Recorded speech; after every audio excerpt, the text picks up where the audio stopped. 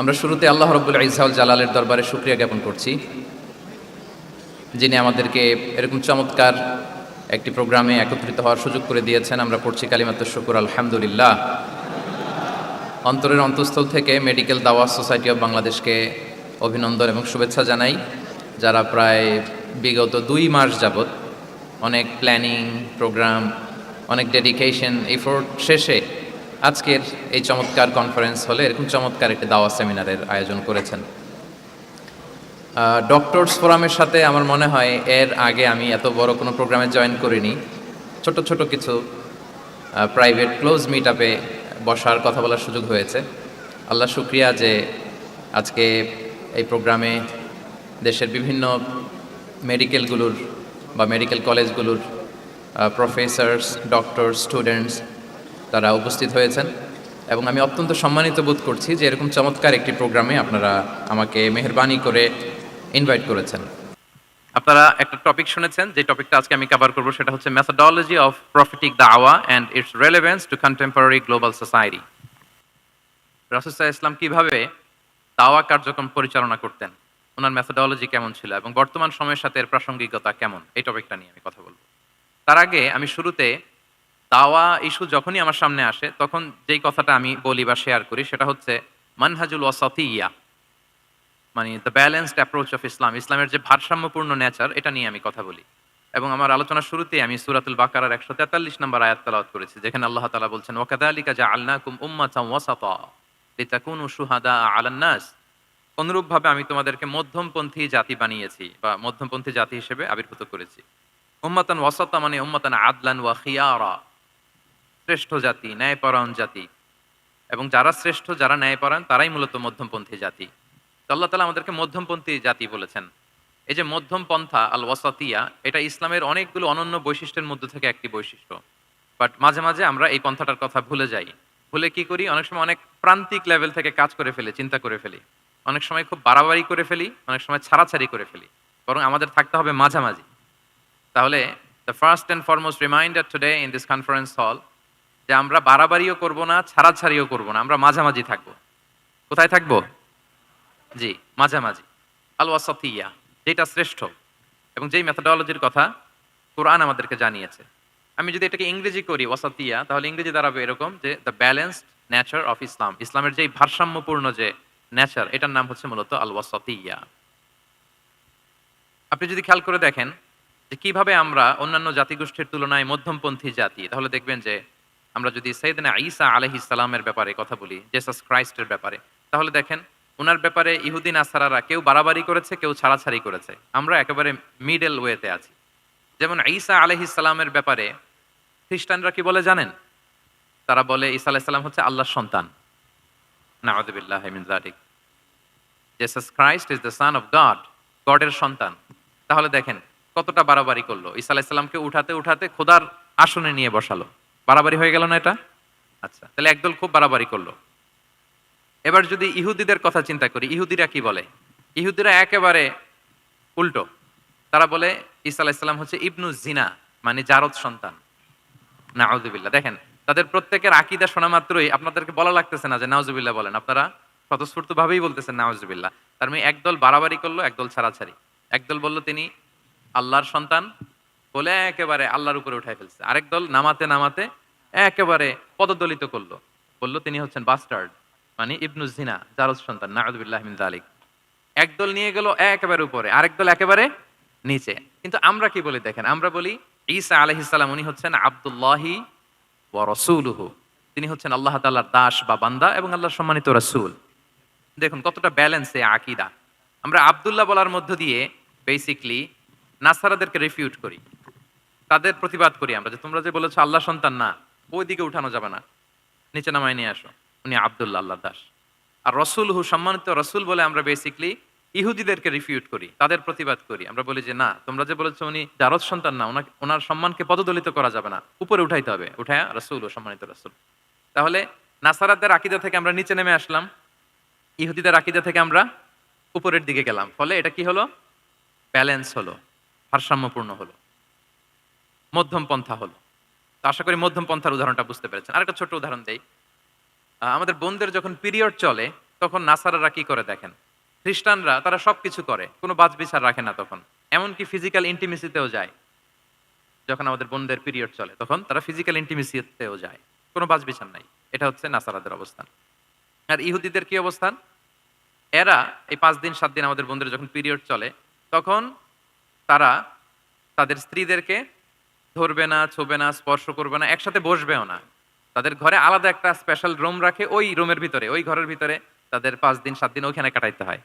তোমরা আবার সুস্থ হলে তারপরে আসবা। দেখেন, একদল খুব বাড়াবাড়ি করলো, আরেক দল ছাড়াছাড়ি করলো। কিন্তু আমাদের ইসলামে আমরা ব্যালেন্স।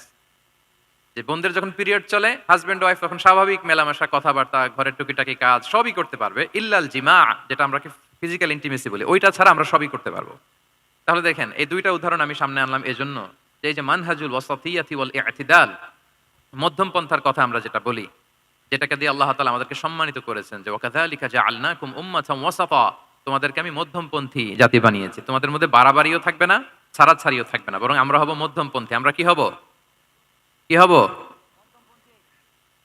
কিছুদিন আগে বোধহয় দেখলাম ওই যে ছাত্ররা যে দল করতেছে ওইটাও মধ্যমপন্থা নাম দিয়ে দিছে। আবার আজকের এই আলোচনা করে কোন বিপদে পড়ি? পরে বলবে যে তো বোধহয় ছাত্রদেরকে সাপোর্ট করতেছে ভেতরে ভেতরে। না, ওই ছাত্রদের মধ্যমপন্থার কথা বলতেছি না। ইসলাম যে মানহাজুল ওয়াসাতিয়ার কথা বলেছে সেটার কথা বললাম। তো প্রিয় ভাইরা, প্রথম কথা হচ্ছে আপনি যখন দাওয়া বলবেন তখন আমাকে মধ্যমপন্থা বলতেই হবে। আমরা যখন ইসলাম শিখবো, শিখাবো, ইসলাম বুঝবো, বুঝাবো, এই সব ক্ষেত্রে আমাদেরকে মধ্যম পন্থা অবলম্বন করতে হবে। আমাদের খেয়াল রাখতে হবে আমরা যেন এক্সট্রিম লাইনে না যাই, আবার খুব এক্সট্রা লিবারেল যেন না হয়ে যায়। আমরা যেন মধ্যমপন্থী একটা অবস্থানে থাকি। এবং দাওয়াত দেওয়ার ক্ষেত্রে এটাই বলা হয়েছে। আল্লাহ তাআলা বলছেন, উদউ ইলা সাবিলি রাব্বিকা বিল হিকমাতি ওয়াল মাউইদাতিল হাসানাতি ওয়াজাদিলহুম বিল্লাতি হিয়া আহসান। নবী, আপনি লোকদেরকে আল্লাহর পথে ডাকুন বিল হিকমা, প্রজ্ঞার সাথে, সুন্দর সুন্দর উপদেশ সহকারে, এবং কখনো তর্ক বিতর্কে জড়ানো লাগলে সেটা উত্তমভাবে আপনাকে জড়াতে হবে। তার মানে এই যে ইসলাম বোঝার ক্ষেত্রে, প্রচারের ক্ষেত্রে মধ্যম পন্থার নীতি যেটা, প্রজ্ঞা বা সুন্দর উপদেশমালা দিয়ে দাওয়াত দেওয়া, এটাও মূলত মধ্যম পন্থারই বহিঃপ্রকাশ। আমরা যখন কোনো দাওয়া কাজ করব, অলওয়েজ মাথায় রাখতে হবে যে আমি বাড়াবাড়ি যেন না করি, আমি আবার ছাড়াছাড়িও যেন না করি, আমি যেন মাঝামাঝি থাকি। তো এই যে দাওয়া আমরা দিচ্ছি, দাওয়াটা কি? বেসিক্যালি এটা হচ্ছে একটা কমিউনিকেশন, রাইট? এই যে আমি কথা বলতেছি, আপনারা শুনতেছেন, ইমাম সাহেব খুতবা দিচ্ছেন, আমরা সেটা শুনি, স্ট্রিট দাওয়া হয়, বিভিন্ন রকম দাওয়া এখন হচ্ছে। এগুলো basically communication, and this communication should be full of wisdom and beautiful advice. এটাই মূলত আল ওয়াসাতিয়া, মানহাজুল ওয়াসাতিয়া, মধ্যম পন্থা। আমি যে বিশ্ববিদ্যালয় থেকে ব্যাচেলর করেছি, ওই বিশ্ববিদ্যালয়ের একটা স্লোগান আছে, মানহাজুল ওয়াসাতিয়াতি ওয়াল ই'তিদাল। ওনারা মধ্যম পন্থার কথা বলে। তো আমি যেহেতু এই বিশ্ববিদ্যালয় আল আজহারের গ্রাজুয়েট, আমি যেখানেই যাই একটু করে আমি এই আল ওয়াসাতিয়ার কথাটা বলি, প্রিয় ভাইরা।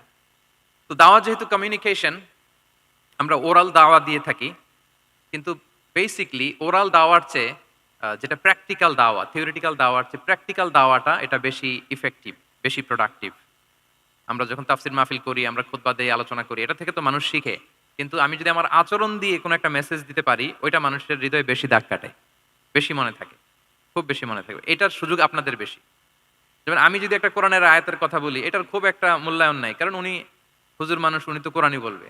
কিন্তু একজন ডক্টর যখন কোরআনের আয়াত বলে, তখন বলে, দেখছো মাশাআল্লাহ, একজন ডক্টর, সে চিকিৎসা বিজ্ঞানে এত বড় এক্সপার্টিজের পর আবার কোরআনও জানে। ওই কথা কিন্তু আমিও বলছি, আমার দাম নাই। কিন্তু আপনাদেরকে কত সম্মানের চোখে দেখা হচ্ছে। আবার দেখেন, ৫ ওয়াক্ত সালাত আদায় করা জামাতের সাথে, ফরজ সালাতগুলো, এটা তো মানে করতেই হবে, কম্পালসারি। এটা করে তো খুব বেশি ক্রেডিট নেওয়ার কিছু নাই, তো আমরা সবাই পড়ি। কিন্তু একজন ডাক্তার যখন নামাজ পড়ে, খেয়াল করে দেখবেন, একজন ডক্টর যখন চেম্বারে রুগীদেরকে রেখে বলে যে, ওখানে যদি লেখা থাকে যে সালাতের সময় বিরতি থাকবে, বা বলা হয় যে এই ডাক্তার কিন্তু রুগী বসিয়ে রেখে নামাজটা পড়ে এসে আবার রুগী দেখা শুরু করে, এটা সবাই খুব পজিটিভলি নেয়। যে দেখো, এত ব্যস্ততার পরেও চাইলে এই সময় রুগী দেখতে পারতো, কিন্তু উনি নামাজ পড়ে। দেখেন, একই করণের কথা আমিও বললাম, আপনিও বললেন, আপনার মর্যাদা কত বেশি। আমিও জামাতে নামাজ পড়ি, ইমামতি করাই, আর আপনি যে একটু তাড়াতাড়ি করে নামাজটা পড়ে চলে আসেন, এটাতে আপনার এপ্রিসিয়েশন কত বেশি। তো এভাবে আপনাদের কিন্তু দাওয়া কাজ করার সুযোগ অনেক বেশি, কারণ এটা অনেক মানে নোবেল একটা প্রফেশন, মহৎ পেশা। আপনারা জনগণকে সরাসরি সেবা দেওয়ার যে ব্যাপারটা, এটার সুযোগ আছে। যুদ্ধ বিধ্বস্ত আপনি আহতদেরকে সেবা দিতে পারেন, আগুনে পোড়া রোগীদেরকে সেবা দিতে পারেন, দুরারোগ্য ব্যাধি, তার আর যাওয়ার জায়গা নেই, আপনি সেবা দিতে পারতেছেন। যে কোনো রোগ বালাই, যে কোনো পরিস্থিতিতে যখন একজন মানুষ অসুস্থ হয় তখন আপনি সেবা দিচ্ছেন, তখন তার মনটা কিন্তু খুব নরম থাকে, তার মধ্যে একটা অসহায়ত্ব কাজ করে। ওই একটা অসহায় মানুষ, তার মনটা খুব নরম, ওইরকম একটা সিচুয়েশনে তারা আপনাদের দ্বারস্থ হয়। ফলে আপনাদের কিন্তু দাওয়া কাজ করার সুযোগ অনেক বেশি, এবং সেক্ষেত্রে ওরাল দাওয়ার চেয়ে আপনার যে প্র্যাকটিক্যাল দাওয়া, এটার ইফেক্ট অনেক বেশি। নিজের আচরণ দিয়ে যে মেসেজটা দেওয়া যায়, এটা সবচেয়ে ইফেক্টিভ। আপনার লেনদেন, আপনার ডিলিংস কেমন, আপনি মানুষ হিসেবে কেমন, এটা সবচেয়ে পাওয়ারফুল দাওয়া।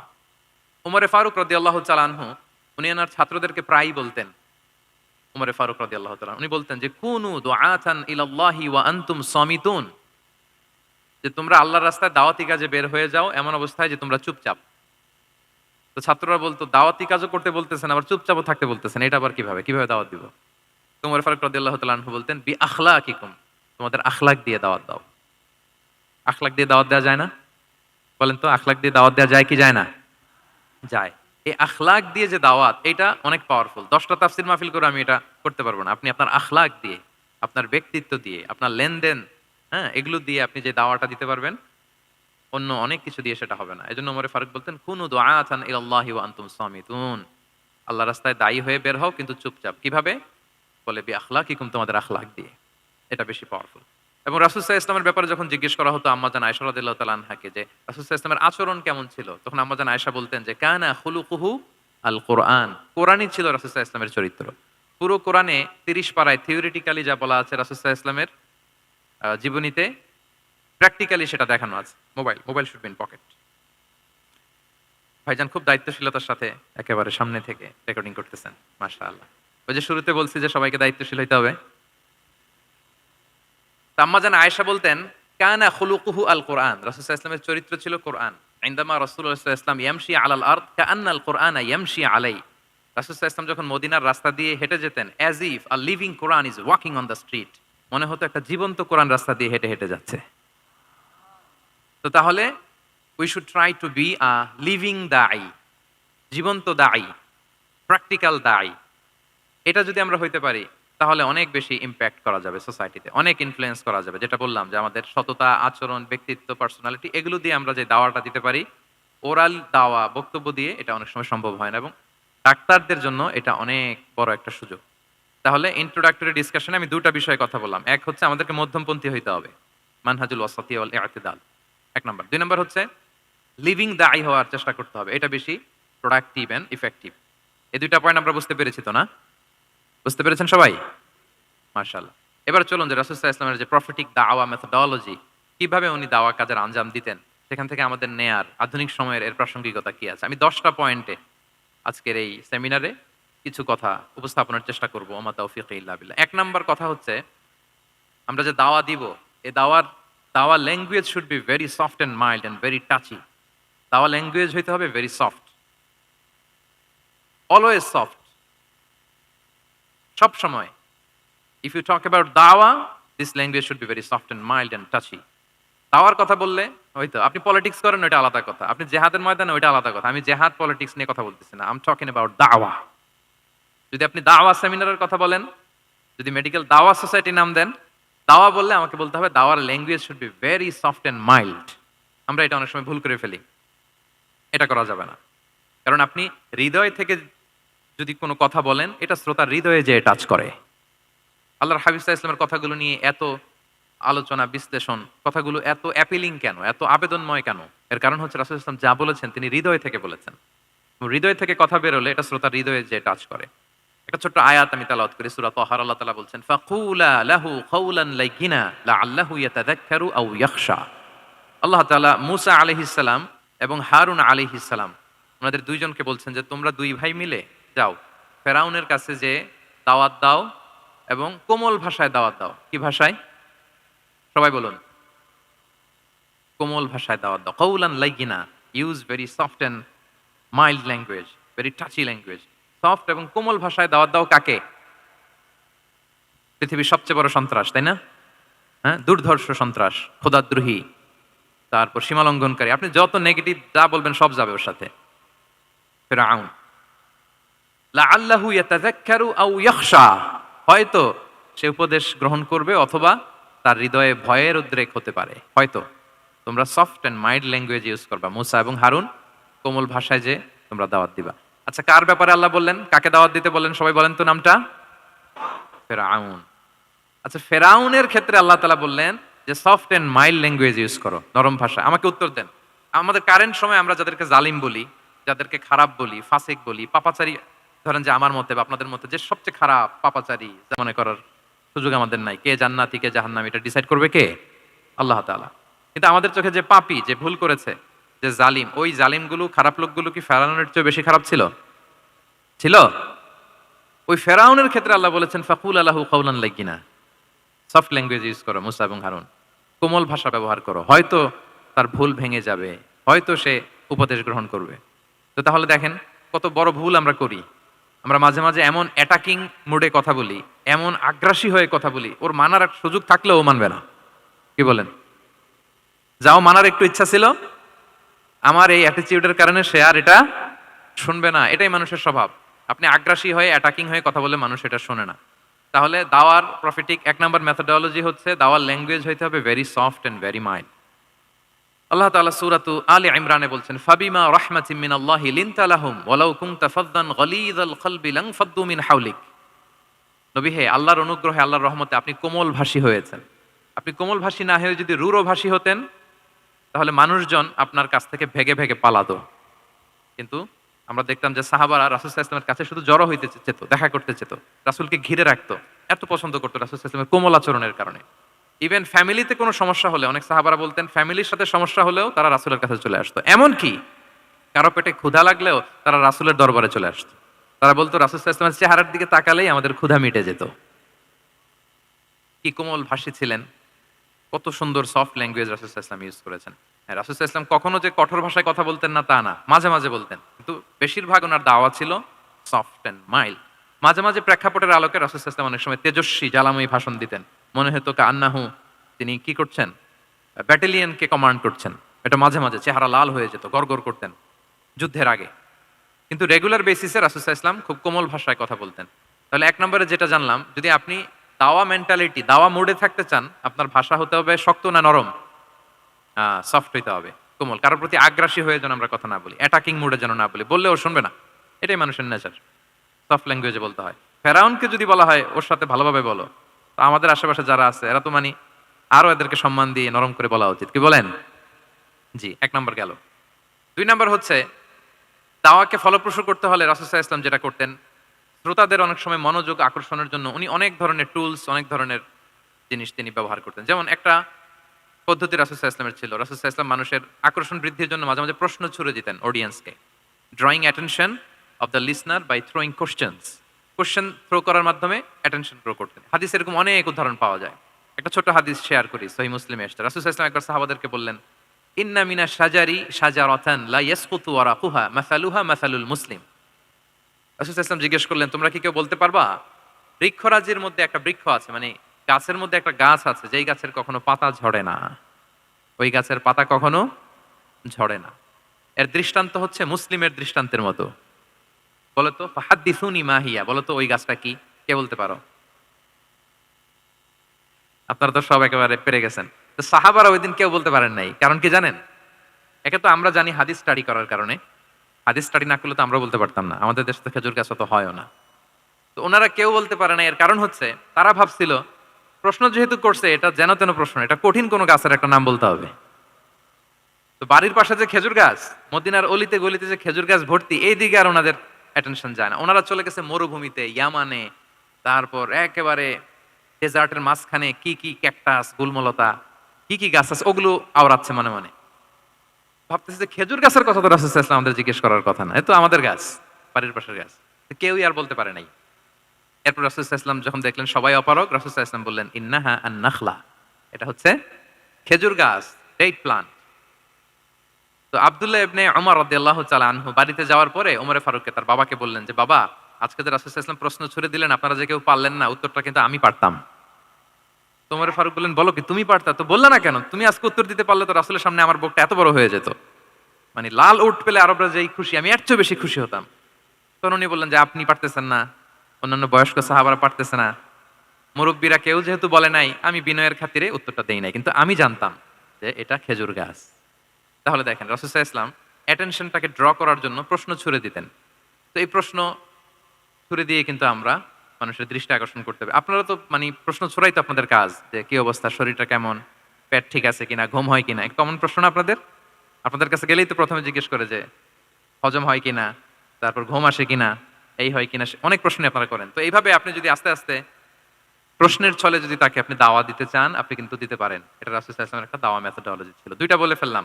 একটা হচ্ছে দাওয়ার ল্যাঙ্গুয়েজ হতে হবে অনেক শক্ত নাকি? হ্যাঁ, নরম, সফট অ্যান্ড মাইল্ড। ২ নাম্বার হচ্ছে প্রশ্ন ছুড়ে দিয়ে শ্রোতাকে আকর্ষণ করা, মনোযোগ আকর্ষণ করা। ৩ নাম্বার ভিজুয়াল এক্সপ্লেনেশন। রাসূল সাল্লাল্লাহু আলাইহি ওয়াসাল্লাম এটা করতেন। যাতে করে আরো সহজে বোঝানোর জন্য। এটা নিশ্চয়ই আপনারা করেন।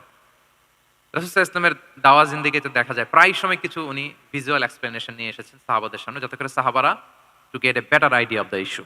যেমন একবার রাসূল সাল্লাল্লাহু আলাইহি ওয়াসাল্লাম অনাথ ইয়েতিমদেরকে যারা দেখভাল করে তাদের কি মর্যাদা, এটা বোঝাতে যে রাসূল সাল্লাল্লাহু আলাইহি ওয়াসাল্লাম ২ আঙ্গুল উঁচু করে একবার বললেন যে আনা ওয়া কাফিলুল ইয়াতীমি ফিল জান্নাতি কাহাতাইন। আমার আঙ্গুল দুটো দেখতে পাচ্ছেন আপনারা সবাই? মানুষ তো মনে করবে ভিক্টরি সাইন দেখাই দিছি আমরা। এই যে তো রাসূল সাল্লাল্লাহু আলাইহি ওয়াসাল্লাম বললেন আনা ওয়া কাফিলুল ইয়াতীমি কাহাতাইন, হাত নামান। অর্থাৎ আমি এবং এতিমের রক্ষণাবেক্ষণকারী কিয়ামতের দিন এভাবে কাছাকাছি প্রতিবেশী হয়ে থাকবো। এই ২ টা আঙ্গুলের মাঝখানে যেমনি খুব একটা স্পেস নাই, গ্যাপ নাই, মানে একেবারে কাছাকাছি, নেইবরিং ফিঙ্গার, রাইট? আমি এবং এতিমের রক্ষণাবেক্ষণকারী এভাবে নেইবর হয়ে থাকবে। এই যে ভিজুয়াল এক্সপ্লেনেশন দেখছেন? এই যে দাওয়ার মধ্যে মাঝে মাঝে এরকম ভিজুয়াল এক্সপ্লেনেশন করতে হবে যাতে করে শ্রোতারা বুঝে। রাসূল সাল্লাল্লাহু আলাইহি ওয়াসাল্লাম এটা করেছেন। আচ্ছা। মুসনাদে আহমদে এক হাদিস এসেছে, রাসূল সাল্লাল্লাহু আলাইহি ওয়াসাল্লাম একবার খেজুরের একটা ডাল নিয়ে মরুভূমির মধ্যে একটা দাগ টানলেন। খাত্তালানা রাসূলুল্লাহ সাল্লাল্লাহু আলাইহি ওয়াসাল্লাম খাত্তান। একটা স্ট্রেইট লাইন দিয়ে রাসূল সাল্লাল্লাহু আলাইহি ওয়াসাল্লাম বললেন, এটা হচ্ছে সিরাতুল মুস্তাকিম। সাহাবাদের দৃষ্টি আকর্ষিত হলো। সবাই মনোযোগী হয়ে উঠল। তাই নাকি? সিরাতুল মুস্তাকিম। যে দোয়া আমরা প্রতিদিন করি, ইহদিনাস সিরাতাল মুস্তাকিম। খেজুরের ডাল দিয়ে স্ট্রেইট লাইন কেটে বললেন, এটা হচ্ছে সিরাতুল মুস্তাকিম। এবার ওই খেজুরের ডাল দিয়ে ডানে বাঁয়ে অনেকগুলো ছোট ছোট দাগ কাটলেন আর বললেন, হাযিহি সুবুলুশ শাইতান। এগুলো হচ্ছে শয়তানের রাস্তা। এটা হচ্ছে মুস্তাকিম, সোজা রাস্তা যেটা জান্নাতে যায়। আর ডানে বাঁয়ে অনেকগুলো দাগ কাটলেন, ডেকে বললেন, এই প্রতিটি রাস্তায় একটা করে শয়তান বসে থাকে আর সে তোমাদেরকে টেম্পটেশন দিতে থাকে, প্রভোকেশন করতে থাকে, ধোঁকা দিতে থাকে, ওয়াসওয়াসা দিতে থাকে। ডানে বাঁয়ে না তাকিয়ে এই সিরাতুল মুস্তাকিমের পথেই অবিচল থাকতে হবে। ইনশাআল্লাহ বলেন। তাহলে দেখেন মরুভূমির মাঝখানে, তখন তো আর ওই যে এলইডি প্রজেক্টর থাকলে হয়তো রাসূল সাল্লাল্লাহু আলাইহি ওয়াসাল্লাম ওইটাই ব্যবহার করতেন।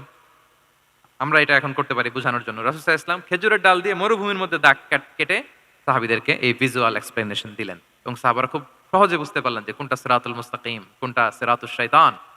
এভাবে রাসূল সাল্লাল্লাহু আলাইহি ওয়াসাল্লাম ভিজুয়াল এক্সপ্লেনেশন ইউজ করতেন। আমরা বিশ্বাসীরা যে ভাই ভাই, মুমিনরা যে ভাই ভাই, আমাদের সম্পর্ক যে কত সুদৃঢ় মজবুত, এটা বোঝাতে যে একবার রাসূল সাল্লাল্লাহু আলাইহি ওয়াসাল্লাম বললেন, আল মুমিনু লিল মুমিনি কাল বুনিয়ান। বিশ্বাসীরা তাদের সম্পর্ক হচ্ছে কাল বুনিয়ান, একটা সুদৃঢ় প্রাচীরের মতো, সীসা ঢালা প্রাচীরের মতো। ইয়াশুদ্দু বা'দুহু বা'দা, যেটার এক পাশ আরেক পাশকে মজবুত করে। Strengthening one part the others, এক পার্ট আরেক পার্টকে মজবুত করে। যেমন এই বিল্ডিং, এদিকে ভেঙে ফেললে এটা নড়বড়ে হয়ে যাবে। তিনি বুঝালেন যে সুদৃঢ় প্রাচীরের মতো হচ্ছে বিশ্বাসীদের সম্পর্ক। এটা বলে ওয়াসাব্বাকা বাইনা আসাবিহি, মানে ডান হাতের আঙ্গুলগুলো বাঁ হাতের ভেতরে ভেবে ঢুকিয়ে দিলেন, বললেন যে এরকম মজবুত। সুবহানাল্লাহ। এই যে এই হাতের আঙ্গুলগুলো এই হাতে ঢুকিয়ে এরকম চাপ দিলে খুব শক্ত হয় না, মজবুত হয় না?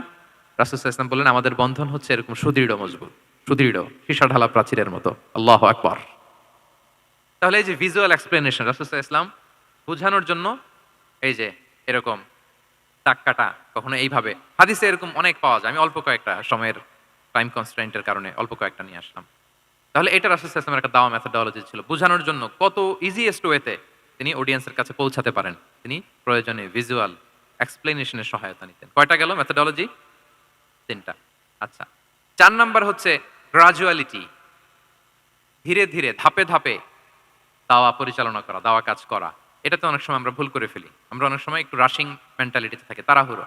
একজন ভাই নতুন দিনে ফিরছে, আগে হয়তো সংশয়বাদী ছিল, নাস্তিক ছিল, প্র্যাকটিস করতো না। এখন সে প্র্যাকটিসের ইচ্ছা করছে। এই সুযোগ পেয়ে আমি তারে বলা শুরু করলাম, নামাজ পড়তে হবে, রোজা রাখতে হবে, যাকাত দিতে হবে, তোমার ওয়াইফের পর্দা করাইতে হবে, হালাল হারাম ও কয়েক সারছে, আমার সম্ভব না।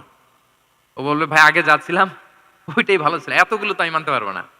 এই যে আপনি তাকে দিন থেকে ভাগালেন, আপনার দাওয়া মেথোডোলজি জানা না থাকার কারণে আপনি তাকে ভাগালেন। একসাথে আপনি এত কথা বলবেন না। নতুন যখন কেউ দিনে ফিরে তাকে আপনি একসাথে এত কথা বলবেন না। নতুন যখন কোনো বোন ইসলামে আসতে চায় তাকে আপনি কঠিন করে বলবেন না। উপরে আমাদের বোনরা আছে, তাদেরকেও আমি বলবো সহজ করে বলেন। প্রথমে নামাজের কথা বলেন, নামাজ আস্তে আস্তে পড়ুক, যতটুকু পারুক।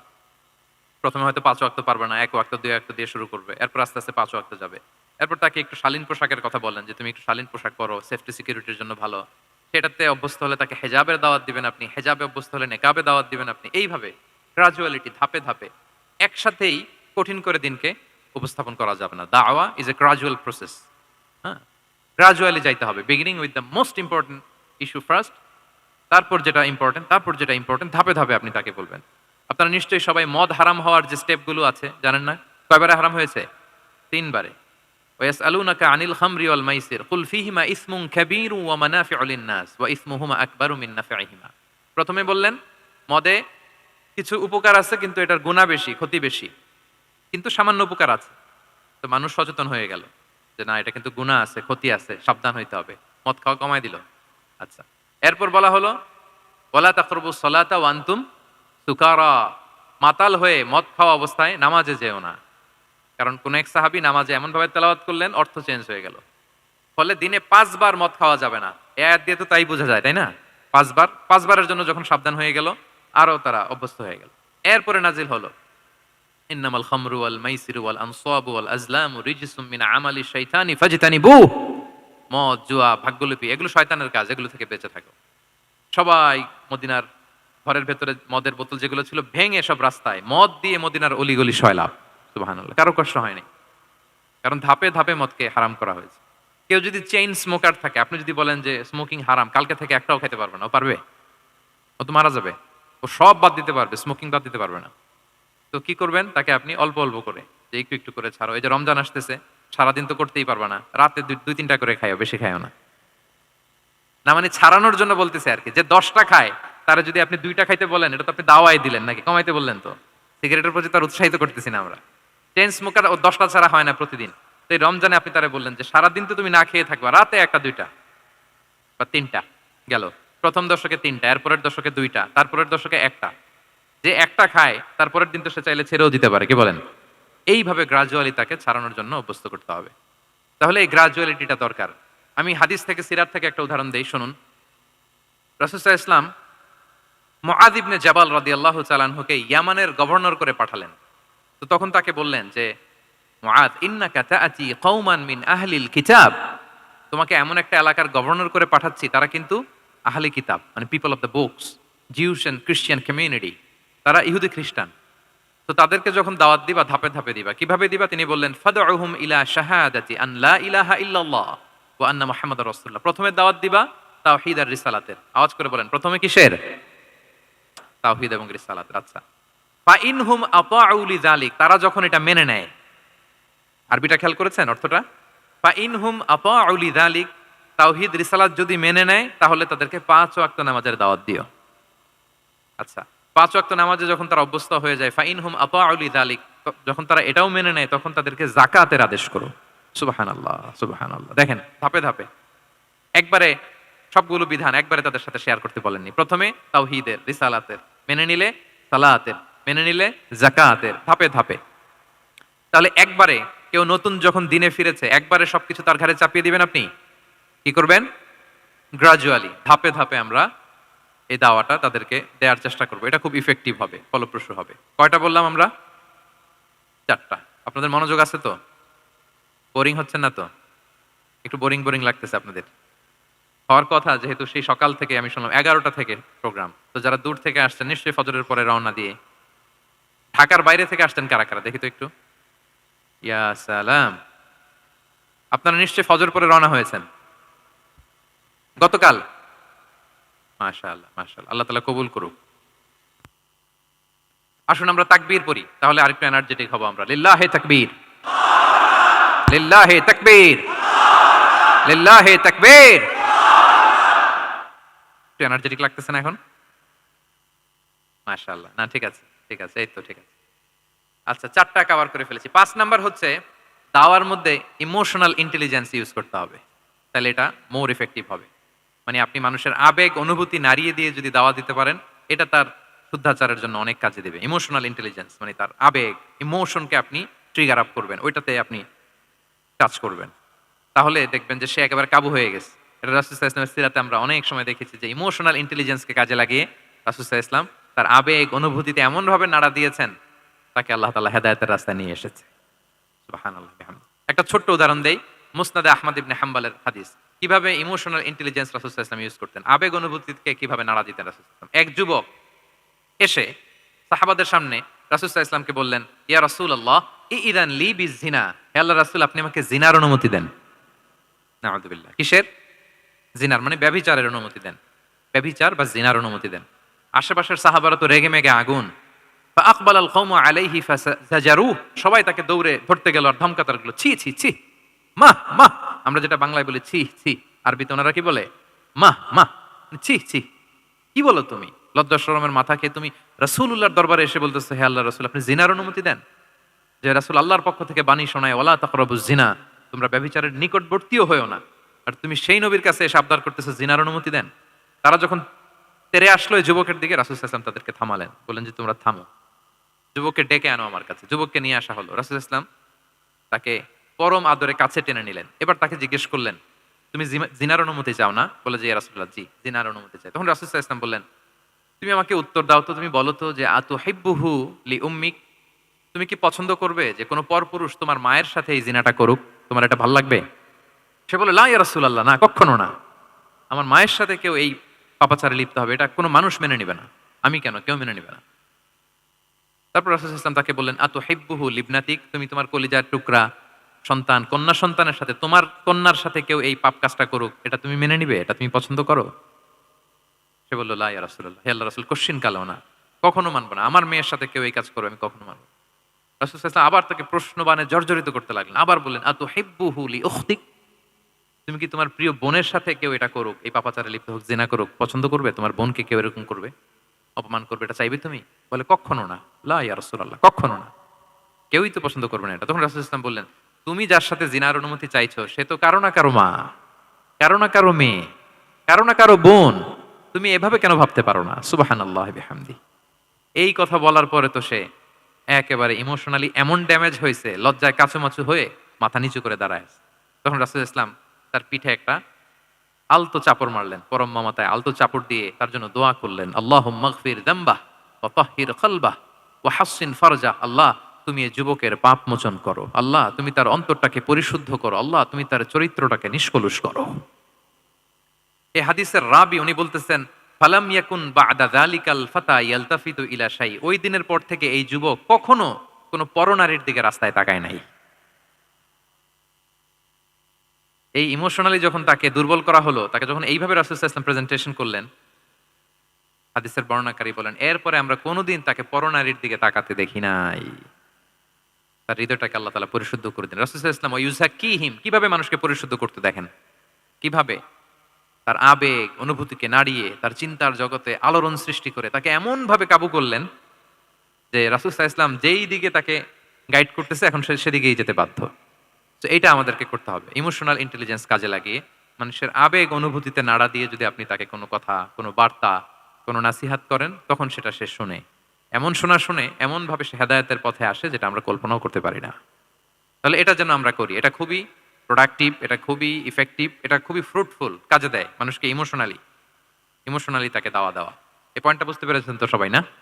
আলহামদুলিল্লাহ। কয়টা গেল? 5টা। 6 নাম্বার মেথোডোলজি হচ্ছে দাওয়া should be full of love.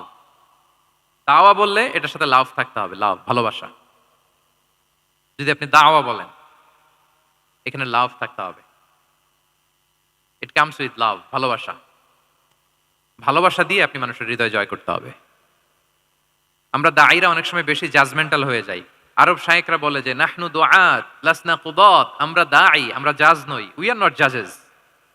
আমাদের অনেক দায়ীরা আমরা ভুল করে ফেলি, আমরা বলি যে ও খারাপ, ও এটা, ও জাহান্নামী, ও খারিজ, এরকম আমরা সবাইকে নাকচ করি। মনে হয় যেন সবাইরে জাহান্নামে পাঠাই, আমি একা জান্নাতে যেতে পারলেই সফল। আচ্ছা বলেন তো, সব গেল জাহান্নামে, আপনি একা শুধু জান্নাতে, ভাল লাগবে আপনার? এই যে আজকে আমরা এখানে সবাই ছাত্র, শিক্ষক, ডিস্টিংগুইশ গেস্টরা, উপরে আমাদের বোনরা, কত ভালো লাগতেছে না? ধরেন যে 2500 সিটিং ক্যাপাসিটির এই চীন মৈত্রী সম্মেলন কেন্দ্রে কেউ নাই, শুধু আপনি একা। এই বিশাল হল রুমে কেউ নাই, আপনি একা, ভাল লাগবে? তখন মিস্টার বিনের মতো হা হু করা লাগবে শুধু একা একা, ঠিক না? তো সবাইকে জাহান্নামে পাঠিয়ে শুধু আমি জান্নাতে গেলে এটা আমার ভাল লাগবে না ওই জান্নাতে। তা আমরা কিভাবে আমাদের জান্নাতের দলকে ভারী করতে পারি, এই চেষ্টাটা আমাদের বেশি বেশি করতে হবে, কি বলেন? তাহলে দাওয়া should be full of love, কারণ ভালোবাসা দিয়ে যা জয় করা যায়, কঠোরতা দিয়ে তা পারা যায় না। ভালোবাসা দিয়ে আপনি যেটা করতে পারবেন, কঠোরতা দিয়ে কখনো সেটা করতে পারবেন। আসুন আমরা হাদিস থেকে শুনি, সিরাত থেকে শুনি। আল্লাহর হাবিব সাল্লাল্লাহু আলাইহি ওয়াসাল্লাম মসজিদে নববীতে বসে আছেন সাহাবাদেরকে নিয়ে। হঠাৎ এক বেদুইনের আগমন। বেদুইন মানে যার মধ্যে নগর জীবনের কোনো নিয়ম কানুন সে দেখেনি, জানে না, বুঝে না। সিভিলাইজেশন বলতে যেটা বুঝি, ভদ্রতা, কার্টিসি, ম্যানার, এটা সে শিখেনি। এরকম এক বেদুইন অনেক দূর পল্লী থেকে মদিনার মসজিদে নববীতে এসেছে, কিন্তু সে ইসলাম ধর্ম গ্রহণ করেছে, মুসলিম। তো মসজিদে ঢুকে সে 2 রাকাত নামাজ পড়তেছে। এসে যে রাসূলকে সালাম দিবে, কথা, ওই কার্টিসিটাও নাই। রাসূল সাল্লাল্লাহু আলাইহি ওয়াসাল্লাম বসা ওইদিকে, সাহাবাদের নিয়ে সে তার মতো এসে এক জায়গায় মসজিদের সাথে তার উট বেঁধে সে 2 রাকাত নামাজ পড়ে দোয়া করতেছে আল্লাহর কাছে। কি দোয়া জানেন? দোয়ার মধ্যেও কাটিসি নাই। দোয়াতে বলে, ইয়া আল্লাহ, আল্লাহুম্মা আরহামনি ওয়ারহাম মুহাম্মাদা ওয়ালা তারহাম মা'ানা আহাদা। মানে আল্লাহ, তুমি শুধু আমারে রহম করো আর মুহাম্মদ সাল্লাল্লাহু আলাইহি ওয়াসাল্লামের রহম করো, আমাদের সাথে আর কাউরে রহম করো না তুমি। বেদুইন, তার মধ্যে আদাবুদ দোয়া, দোয়ার যে একটা এটিকেটস আছে, এটা তো তার জানা নাই। দোয়ায় অন্যদের জন্য দোয়া করলে যে নিজের লাভ, এটা সে জানতো না। আমি যদি বলি যে আল্লাহ এই ভাইদেরকে তুমি কবুল করো, তখন ফেরেশতারা বলে আল্লাহ যিনি দোয়া করতেছে আগে তাকে তুমি কবুল করো। কেউ অসুস্থ, আমি যদি বলি আল্লাহ আমার এই ভাইকে তুমি সুস্থ করো, আল্লাহর ফেরেশতারা বলে আল্লাহ যিনি দোয়া করলেন আগে তার রোগ বালাই থাকলে আগে তাকে সুস্থ করো। এই যে দোয়ার এটিকেটস, আদাব দোয়া, এটা সে জানতো না। সে দোয়া করতেছে আল্লাহুম্মা আরহামনি ওয়ারহাম মুহাম্মাদা ওয়ালা তারহাম মা'ানা আহাদা, শুধু আমারে রহম করো, মুহাম্মদ সাল্লাল্লাহু আলাইহি ওয়াসাল্লাম রহম করো, আর কাউরে না।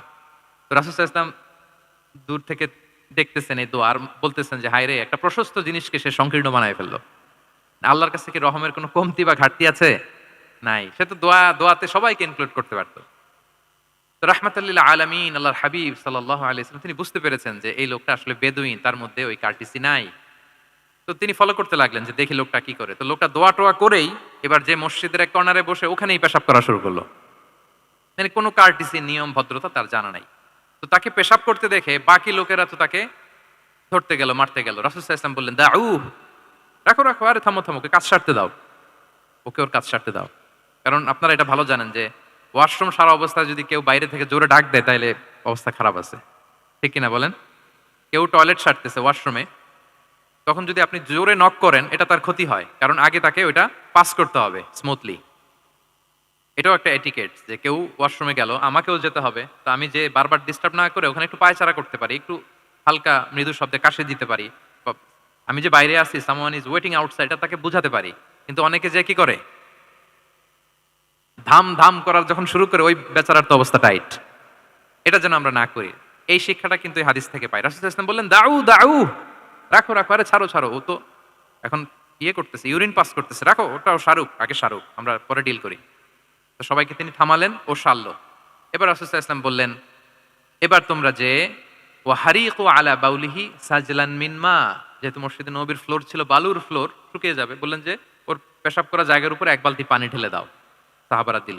আর এই বেদুইন লোককে রাসূল সাল্লাল্লাহু আলাইহি ওয়াসাল্লাম কাছে টেনে নিলেন, যে তাকে খুব ভালোবাসা দিয়ে বললেন, কি অবস্থা তোমার, কোত্থেকে আসছো, সব খোঁজ খবর নিয়ে বললেন যে তুমি যে এইখানে নামাজ পড়লা, এরপরে আবার এই কাজটা সারলা, তুমি কি জানো এইখানে আল্লাহর জিকির করা হয়, এটা আমাদের এবাদতগাহ, এখানে আমরা রবের জিকির করি, তার কাছে ফরিয়াদ করি, সবাই মিলে, এই কমিউনিটির সবাই এখানে আসে, এই কমিউনিটির, মদিনার কমিউনিটির সবাই মিলে, নারী পুরুষ নির্বিশেষে আমরা এসে এখানে আল্লাহর কাছে ফরিয়াদ করি, দোয়া করি, এবাদত করি, কোরআন তেলাওয়াত করি, এটা আমাদের এবাদতগাহ। এইখানে কেমন কাজটা করা তোমার ঠিক হলো? সে তো লজ্জায় কাচুমাচু হয়ে রাসূল সাল্লাল্লাহু আলাইহি ওয়াসাল্লামের কাছে ক্ষমা চাইতেছে। সুবহানাল্লাহি বিহামদি। একটা কঠিন পরিস্থিতিকে ভালোবাসা দিয়ে রাসূল সাল্লাল্লাহু আলাইহি ওয়াসাল্লাম কোথায় নিয়ে যেতেন, এটাকে পুরো হিস্ট্রি পাল্টে দিতেন, সিনারিও পাল্টে দিতেন। সাহাবারা অবাক হলো, তারাও শিখলো যে না, এরকম করা যাবে না। তখন তাকে এইভাবে ডিল করলেন। আর সাহাবারা যারা রাগারাগি করেছিল, সাহাবীদেরকে রাসূল সাল্লাল্লাহু আলাইহি ওয়াসাল্লাম বললেন, ফাইন্নামা বুইসতুম মুয়াসসিরিন ওয়া লাম তুবআসু মুআসসিরিন। মনে রেখো, তোমরা সহজপন্থী হয়ে প্রেরিত হয়েছো, তোমরা কঠিন কট্টরপন্থী হয়ে, জটিলপন্থী হয়ে প্রেরিত হও নাই। তোমরা কোনো কাজকে জটিলভাবে সমাধানের দিকে যেও না, সহজ করে সলভ করবা। সুবহানাল্লাহ, সুবহানাল্লাহি বিহামদি। তাহলে দেখেন, ভালোবাসা দিয়ে রাসূল সাল্লাল্লাহু আলাইহি ওয়াসাল্লাম ওই বেদুইনকে যেভাবে আদব শিক্ষা দিলেন, তার হৃদয় জয় করলেন, কঠোরতা দিয়ে পারা যেত? বলেন তো পারা যেত? পারা যেত না। তো 6 নাম্বার দাওয়া মেথোডোলজি হচ্ছে, দাওয়া should be full of love, full of love, full of well wishes. আপনি শুভকামনা, ভালোবাসা, এটা দিয়ে আপনি মানুষের হৃদয়ে যতটুকু জায়গা পাবেন, কঠোরতা দিয়ে পাবেন না। আরেকটা ছোট্ট উদাহরণ দেই। সুমামা ইবনে উসাল রাদিয়াল্লাহু তাআলা আনহু, উনি ইয়ামামার অধিপতি। রাসূল সাল্লাল্লাহু আলাইহি ওয়াসাল্লামকে হত্যা করতে এসেছিলেন গোপনে। কি করতে? হত্যা করতে। কি করতে বলেন সবাই? হত্যা করার জন্য এসেছিলেন।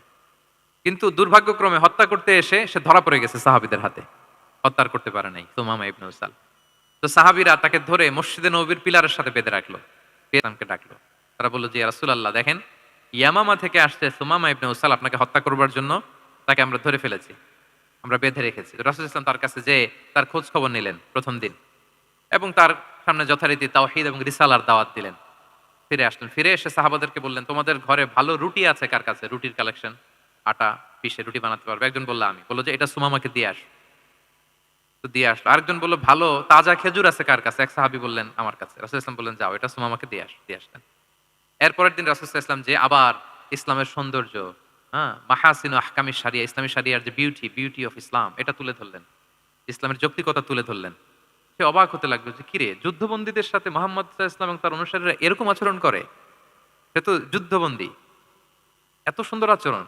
তাকে আবার ইসলামের সুশীতল বাণীগুলোর প্রতি আহ্বান করে রাসূল ইসলাম বাড়িতে এসে এবার নিজের যে উট আছে, উটকে যে পালে, সে রাখালকে বলল তুমি উটের দুধ দহন করে তাকে কিছু দুধ দিয়ে আসো যাও।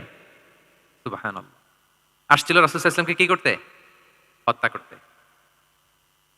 তো তাকে উটের গরম দুধ দিয়ে আসা হলো। সে পেট ভরে খেলো। তৃতীয় দিন এবার রাসূল সাল্লাল্লাহু আলাইহি ওয়াসাল্লাম যে ইসলামের যে ভবিষ্যৎ, ইসলাম মানলে যে জান্নাতে থাকা যাবে, এগুলো সব বললেন এবং তাকে আরো অনেক মেহমানদারি করলেন, আপ্যায়ন করলেন। ৩ দিন যখন রাসূল সাল্লাল্লাহু আলাইহি ওয়াসাল্লাম ইসলামকে তার সামনে এভাবে প্রেজেন্ট করলেন, আপ্যায়ন করলেন, ভালো আচরণ দেখালেন, সে অবাক হয়ে গেল। আল্লাহ তাআলা তার হৃদয়টাকে নূর দিয়ে আলোকিত করে দিলেন। ৩ দিন পর রাসূল সাল্লাল্লাহু আলাইহি ওয়াসাল্লাম সাহাবীদেরকে ডেকে বললেন, যাও সুমামা ইবনে উসালের হাত পা গুলো যে রশি দিয়ে বেঁধে রেখেছো ছেড়ে দাও, রশিগুলো খুলে দাও। সাহাবারা বলেন কি ইয়া রাসূলুল্লাহ, সে তো খুনি, সে সুযোগ পেলেই তো অ্যাসাসিনেট করতো, তার হাতের রশি খুলে দিত আপনাকে মেরে ফেলবে। আল্লাহ রাসূল সাল্লাল্লাহু আলাইহি ওয়াসাল্লাম বললেন, না, আমি যা জানি তোমরা সেটা জানো না, যেটা বলেছি তাই করো। মসজিদে নববীর পিলারের সাথে তাকে যে বেঁধে রেখেছো, রশি খুলে দাও, হাত পা খুলে দাও। আল্লাহর হাবিব সাল্লাল্লাহু আলাইহি ওয়াসাল্লামের নির্দেশ মোতাবেক সাহাবারা ওনার হাত খুলে দিলেন, পা খুলে দিলেন। সুমামা ইবনে উসাল কারোর সাথে কথা না বলে, তার বাড়ি তো ইয়ামামা, সেখানেও ফিরে গেলেন না, অন্য কোনো শহরেও গেলেন না। তিনি মদিনা থেকে অনতি দূরে একটা খেজুরের বাগান আছে, ওখানে কুয়া আছে, উনি যে ওই কুয়ার পানি দিয়ে গোসল করলেন। গোসল করে পবিত্র হয়ে মসজিদে নববীতে রাসূল সাল্লাল্লাহু আলাইহি ওয়াসাল্লামের কাছে ফিরে আসলেন আর এসেই ঘোষণা দিলেন, আশহাদু আল্লা ইলাহা ইল্লাল্লাহ ওয়া আশহাদু আন্না মুহাম্মাদার রাসূলুল্লাহ। সুবহানাল্লাহ, সুবহানাল্লাহ। তিনি বললেন যে আমি সাক্ষ্য দিচ্ছি আল্লাহ ছাড়া কোনো ইলাহ নেই, আরো সাক্ষ্য দিচ্ছি যে মুহাম্মদ আপনি আল্লাহর প্রেরিত বান্দা এবং রাসূল। সুবহানাল্লাহ পড়বেন না সবাই? এবার তিনি বললেন, মুহাম্মদ, আপনার চেহারার চাইতে অপছন্দের চেহারা পৃথিবীতে আর দ্বিতীয়টা আমার কাছে ছিল না, কিন্তু আজকের পর থেকে আপনার চেয়ে প্রিয় চেহারা, আপনার চেহারার চেয়ে প্রিয় কোনো চেহারা আমার কাছে আর নাই। ইসলামের চেয়ে অপছন্দনীয় ধর্ম আমার কাছে আর ছিল না, কিন্তু আজ থেকে ইসলামের চেয়ে পছন্দনীয় কোনো ধর্ম আমার কাছে নাই। মদিনার চেয়ে অপছন্দের শহর আমার কাছে ছিল না, তো আজ থেকে মদিনার চেয়ে কোনো প্রিয় শহর আমার কাছে নাই। জি। এবং তিনি প্রথম তালবিয়া পাঠ করে ওমরা করেছিলেন, ওনার আগে কেউ এভাবে ওমরা করতে পারেনি। তাহলে দেখেন, আসলো খুনি হয়ে, আসলো কি হয়ে? খুনি হয়ে, আর ফিরে গেল নবী প্রেমিক হয়ে। সুবহানাল্লাহ। এটা কিভাবে সম্ভব হয়েছে? রাসূল সাল্লাল্লাহু আলাইহি ওয়াসাল্লামের উদারতা, ভালোবাসা। ঠিক কিনা বলেন? তাহলে আপনি যদি দাওয়ার কথা বলেন আমাকে, দাওয়া should be full of love. কারণ ভালোবাসা দিয়ে যা জয় করা যায়, কঠোরতা দিয়ে সেটা পারা যায় না। কয়টা গেল? 6টা। আর রইল কয়টা? 4টা। আগ্রহ আছে তো না শোনার? আচ্ছা, 7 নাম্বার হচ্ছে, 7 নাম্বার, রাসূল সাল্লাল্লাহু আলাইহি ওয়াসাল্লাম যদি কাউকে কারেকশন করতে চাইতেন, কখনো তাকে অপমান করতেন না, অন্যের সামনে তার নাম নিতেন না, নাম না নিয়ে তাকে শুধরে দিতেন। এটা দাওয়ার আরেকটা মেথোডোলজি। কেউ কোনো ভুল কাজ করলে তার নাম ধরে অন্যের সামনে লজ্জিত করতেন না। আমরা কিন্তু অনেক সময় করে ফেলি, করি না? অন্যের সামনে মানুষকে কারেক্ট করি, এটা ঠিক না। The way he use to correct others, আপনি যদি সিরাতের দিকে তাকান, সুবহানাল্লাহ, কিভাবে উনি অন্যকে কারেকশন দিতেন, নাম উল্লেখ করতেন না। আমরা এটা অনেক ভুল করি। আমি এজন্য খুব দুঃখিত এবং লজ্জিত। আমাদের দাওয়া অঙ্গনে আপনি ইউটিউব খুললে দেখবেন যে অনেক দায়ীরা, এক দায়ী আরেক দায়ীকে তুচ্ছ-তাচ্ছিল্য করছে, তার নাম নিয়ে তাকে ছোট করা, তাকে খারিজ করা, তাকে নাকচ করা, সে জাহান্নামী, সে কাফের, সব ইসলামের ঠিকাদারি উনি একা নিজে নিয়ে বসে আছে, আর বাকি যা আছে সব খারিজ। এইটা রাসূল সাল্লাল্লাহু আলাইহি ওয়াসাল্লামের দাওয়ার সাথে যায় না। বরং কেউ যদি কোনো ভুল কিছু বলে, ভুল করে, আপনি যদি মনে করেন যে না তার এটা ভুল, আমারটা সঠিক, তো আপনার নিয়ম হচ্ছে আপনি সঠিকটা প্রচার করা। তাহলে কেউ যদি ভুল করে থাকে তারও টনক নড়বে, বাকিরাও সঠিকটা জেনে যাবে। এটা হচ্ছে রাসূল সাল্লাল্লাহু আলাইহি ওয়াসাল্লামের দাওয়া মেথোডোলজি। তিনি কখনো কারো নাম ধরে অন্যের সামনে মানুষের সামনে তাকে লজ্জা দিতেন না, তাকে কারেক্ট করতে যেতেন না। এটা ছিল রাসূল সাল্লাল্লাহু আলাইহি ওয়াসাল্লামের বৈশিষ্ট্য। আসুন আমরা সিরাত থেকে দেখি, হাদিস থেকে দেখি। আল্লাহর হাবিব সাল্লাল্লাহু আলাইহি ওয়াসাল্লাম উনি রাতে দিনে কি, কি আমল করতেন, গোপন আমল, এগুলো জানার জন্য ৩ জন সাহাবী রাসূল সাল্লাল্লাহু আলাইহি ওয়াসাল্লামের স্ত্রীদের কাছে গেলেন। যেয়ে জিজ্ঞেস করলেন যে, "আপনারা আমাদেরকে বলুন যে রাসূল সাল্লাল্লাহু আলাইহি ওয়াসাল্লাম রাতে কি আমল করে, দুপুরে কি আমল করে, বিকেলে কি আমল করে?" তো আমাদের আম্মা জানেরা রাসূল সাল্লাল্লাহু আলাইহি ওয়াসাল্লামের প্রিয়তমা স্ত্রীরা বললেন যে উনি রাতে এরকম তাহাজ্জুদ, দুপুরবেলা এরকম তেলাওয়াত, এই সময় নফল নামাজ, এই সময় এটা করে। আল্লাহর হাবিব সাল্লাল্লাহু আলাইহি ওয়াসাল্লামের পুরো আমলের ফিরিস্তি যখন শোনানো হলো, কাআন্নাহুম তাকাল্লুহা, তাদের কাছে এটা একটা কম মনে হলো পরিমাণে। তারা ভাবছিল হয়তো আরো বেশি করে। তখন তাদের একজন বলল, "আরে আইনা নাহনু মিন রাসূলিল্লাহ।" কই রাসূল সাল্লাল্লাহু আলাইহি ওয়াসাল্লাম, কই আমরা? রাসূল সাল্লাল্লাহু আলাইহি ওয়াসাল্লামের ব্যাপারে আল্লাহ বলেছেন, "কদ গুফিরা লাহু মা তাকাদ্দামা মিন যামবিহি ওয়া মা তাআখার।" রাসূল সাল্লাল্লাহু আলাইহি ওয়াসাল্লামের আগের পরের সব গুনাহ মাফ। আদতে তো ওনার কোনো গুনাহই নাই। তারপরেও একটা স্পেশাল স্ট্যাটাস হচ্ছে আপনার আগের পরের সব গুনাহ মাফ। তো তারা বলল, যেই মহান ব্যক্তির, যেই নবীর আগের পরের সব গুনাহ মাফ বলে ঘোষণা দেওয়া হয়েছে, তার সাথে তো আমাদের তুলনা করলে হবে না। আমাদের তো বেশি আমল করতে হবে। রাসূল সাল্লাল্লাহু আলাইহি ওয়াসাল্লাম হয়তো এইজন্য এই স্ট্যান্ডার্ড মেইনটেইন করেন। না, এরকম করলে তো আমরা মাফ পাবো না আল্লাহর কাছে। ভালো চিন্তা থেকেই, ভালো চিন্তা থেকেই তারা ভাবছেন যে না, আমাদের আমল আসলে কম হয়ে যাচ্ছে, বাড়াইতে হবে। রাসূল সাল্লাল্লাহু আলাইহি ওয়াসাল্লামের কথা ভিন্ন, আমাদের বাড়াইতে হবে। তো কি করতে হবে? একজন বলল, আজকে থেকে আমি সারা রাত নফল নামাজ পড়বো, সারা রাত ঘুমাবো না আর। নিয়ত করে ফেলছে আমি সারা রাত নফল নামাজ, এশার পর থেকে যে নফল শুরু হবে ফজর পর্যন্ত, ঘুমটম নাই। আচ্ছা, গেল। আরেকজন বলল, আমি সারা বছর রোজা রাখবো, কালকে থেকে যে রোজা ধরবো আর ভাঙবো না, সারা বছর রাত। আরেকজন বলল, আমার কয়েকজন স্ত্রী আছে, আমি আর স্ত্রীদের কাছে যাব না, আমি এখন থেকে সন্ন্যাসী, বৈরাগী জীবন যাপন করব, আমি আর কোনো নারীর কাছে যাচ্ছি না। তো এই ঘোষণা যখন তারা দিয়ে ফেলছে, এটা রাসূল সাল্লাল্লাহু আলাইহি ওয়াসাল্লামের কান পর্যন্ত যেয়ে পৌঁছালো। আল্লাহর হাবিব সাল্লাল্লাহু আলাইহি ওয়াসাল্লাম এটা শুনে ফেললেন। শুনে রাসূল সাল্লাল্লাহু আলাইহি ওয়াসাল্লাম এটা অপছন্দ করলেন, কারণ এটা তো রাইট ট্র্যাক না, ওনারা ভুল করতেছে।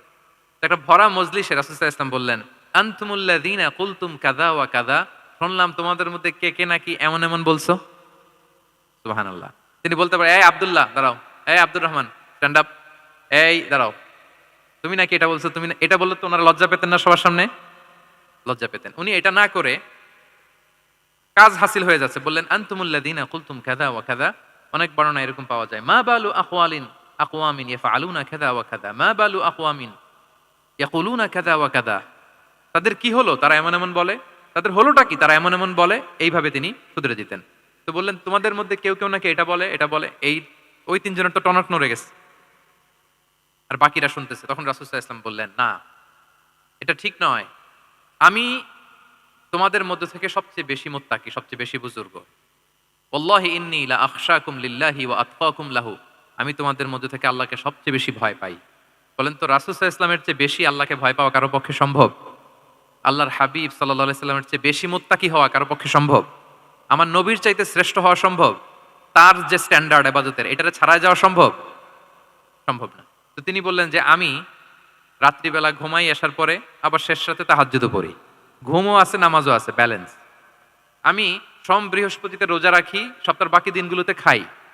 আবার আমার অনেক 9 জন স্ত্রী তো এট এ টাইমে ছিল, আমি স্ত্রীদের সাথে মেলামেশাও করি। তা আমি এগুলো সব ঠিক রেখে আল্লাহর সবচেয়ে প্রিয় মুত্তাকি হইতে সমস্যা হলো না। তোমাদের এত সমস্যা কোথায়?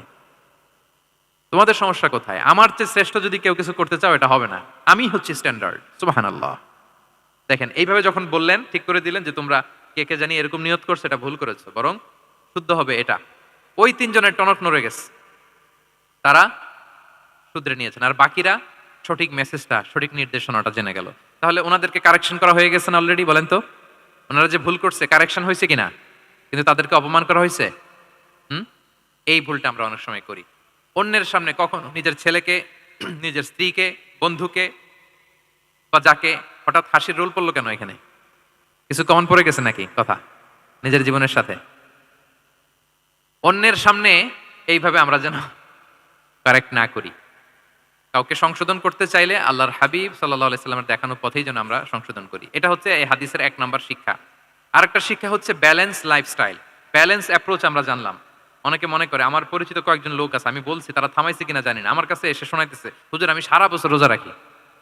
তো আমি বলছি, আপনারা বলছে কি সারা বছর রোজা রাখতে? সারা বছর তো রোজা রাখা নিষেধ, এটাকে সমে বিসাল বলে, এটা নিষেধ। বরং সবচেয়ে বেশি যদি কেউ রাখতে চায়, রাসূল সাল্লাল্লাহু আলাইহি ওয়াসাল্লাম বলছে, তাহলে সমুল্লাহি দাউদ, সিয়ামু দাউদ, দাউদ আলাইহিস সালামের রোজা। এর চেয়ে বেশি না। একদিন রাখবা, আরেকদিন ভাঙবা, একদিন রাখবা, আজকে রোজা রাখলে কালকে খাবেন, কালকে রাখবেন না, এরপরের দিন রাখবেন, এরপরের দিন ভাঙবেন। এর চেয়ে বেশি রাখা যায় না। লাগাতার রোজা রাখা নিষেধ। লাগাতার 6 মাস 5 মাস সারা বছর অনেকে রোজা রাখে, এটা না জানার কারণে। তাহলে এই যে ইসলামের যে ব্যালেন্স লাইফস্টাইল, এটা আমরা জানলাম। কাউকে কিভাবে শুধরে দিতে হবে, কারেক্ট করতে হবে, কারেকশনের ওয়ে, এটা আমরা জানলাম। আরেকটা হচ্ছে ইসলাম যে the combination of material and spiritual life, এইটার একটা তথ্য আমরা জানলাম যে আপনার এই দুনিয়াও লাগবে, আপনার আখিরাতও লাগবে। আপনি সব ছেড়ে দিয়ে শুধু আল্লাহর রাস্তায় চলে গেলে ওইটা ইসলাম শিখায় নাই। ইসলাম যে আমাদেরকে ফরিয়াদ শিখায়, প্রার্থনা শিখায়, রব্বানা আতিনা ফিদ দুনিয়া হাসানা ওয়া ফিল আখিরাতি হাসানা ওয়া কিনা আযাবান নার। হে আল্লাহ, আপনি দুনিয়াতেও হাসানা দেন, আখিরাতেও হাসানা দেন। আগে চাইছি কোনটা, আখিরাত না দুনিয়া? সবাই বলেন তো। রব্বানা আতিনা ফিল আখিরাতি হাসানা ওয়া ফিদ দুনিয়া হাসানা, এরকম নাকি রব্বানা ফিদ দুনিয়া হাসানা? দেখেন দুনিয়াটা আগে, দুনিয়াটা আগে। তো ব্যালেন্স, এই ভারসাম্য রাখাটা আমি আলোচনার শুরুই তো করেছি, ওয়াসাতিয়া মানে ভারসাম্যপূর্ণ। ইসলামের নেচারটা হচ্ছে ব্যালেন্সড অ্যাপ্রোচ। এটা আমরা এই হাদিস থেকে শিখতে পারি।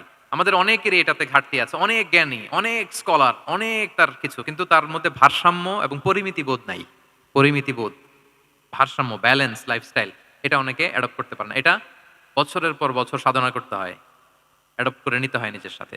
তাহলে 7 নাম্বার হচ্ছে কাউকে শুধরে দিতে চাইলে আপনি কিভাবে শুধরে দিবেন, এটা আমরা জানলাম। তাকে সবার সামনে লজ্জা দিয়ে শুধরে দেওয়া যাবে?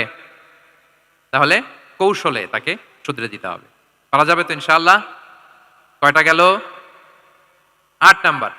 8 নাম্বার হচ্ছে, এটা দায়ীদের জন্য অনেক বড় রিমাইন্ডার। সেটা হচ্ছে আমরা যে দাওয়া দেই, এটা খেয়াল রাখতে হবে। আমি যা বলি ওটা সবার আগে অ্যাপ্লাই করতে হবে নিজের মধ্যে। আমরা অনেক সময় এটা করে ফেলি যে ভালো একটা হাদিস শুনলে, কোরআনের আয়াত শুনলে, একটা কিছু শুনলে মনে করি যে এগুলো এই সবার জন্য, মানে এটা বাদ, এখান থেকে শুরু, লাইনটা এখান থেকে শুরু, এইখান থেকে যারা আছে এই সবাই এগুলো পালন করবে, আমি এটার বাইরে। দেখবেন যার সাথেই কথা বলেন তার কোনো সমস্যা, তার দোষ, তার কিভাবে সেলফ ডেভেলপমেন্ট, আত্মোন্নয়ন, আত্মশুদ্ধি, শুদ্ধাচার, এগুলো নিয়ে কথা নাই। খালি বলেই যে কি সমস্যা রে ভাই সমাজে, জানেন শেষ হয়ে গেল দেশটা। তারপর রাজনীতিতে সমস্যা, সমাজে সমস্যা, হুজুরদের মধ্যে সমস্যা, ওদের মধ্যে সমস্যা, শুধু সমস্যা, মানে উনি সব জায়গায় সমস্যা দেখতে পায়। কিন্তু বেসিকলি আপনি যখন সমস্যা নিয়ে কথা বলবেন, সবার আগে খেয়াল করতে হবে যে ওই সমস্যায় আমি আক্রান্ত কিনা।